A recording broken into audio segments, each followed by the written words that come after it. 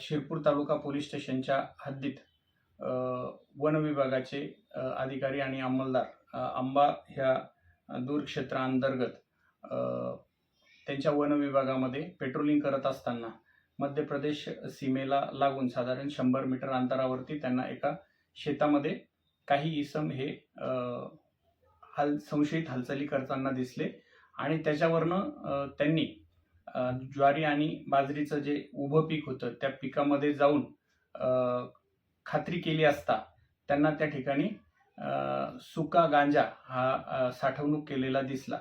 त्यांनी तात्काळ सदरची माहिती पोलीस स्टेशनला कळवली आणि त्यांचे जे RFO आहेत ते ACF आणि मी स्वतः तसेच आमचे बाकी दुय्यम अधिकारी आणि अंमलदार असे सर्व आम्ही पंचनामा किंवा NDPS ची जी छापा कारवाई असते त्याची सर्व प्रक्रिया राबवून त्यानंतर त्या ठिकाणी गेलो आणि ती छापा कारवाई पूर्ण केली। त्याच्यामध्ये साधारण 1137 किलो गांजा हा जप्त करण्यात आला आहे। त्याची एकूण बाजारभावाप्रमाणे किंमत 56,85,700 रुपये आहे। परंतु तो गांजा ज्यांनी कोणी साठवणूक केला ते इसम मध्य प्रदेशाची सीमा लागून असल्यामुळे त्या भागात पळून गेले। ते त्यांचा शोध घेणं सुरू आहे।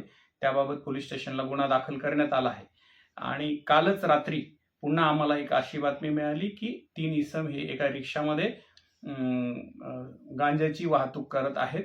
त्याच्यावरून त्यांना सुद्धा आम्ही छापा कारवाई करून ताब्यात घेतलं। त्या 3ही इसमांना च्या विरुद्ध गुन्हा दाखल करून त्याची 2 दिवस पोलीस कस्टडी रिमांड मिळालेली आहे। त्याच्यातही साधारण 30 किलो गांजा आणि ती रिक्षा असं सगळं जप्त करण्यात आलेलं आहे। सदरची कारवाई माननीय पोलीस अधीक्षक श्रीकांत धिवरे सर आणि अपर पोलीस अधीक्षक Kishor Kale sir, SDPO Sunil Gosavi sir यांच्या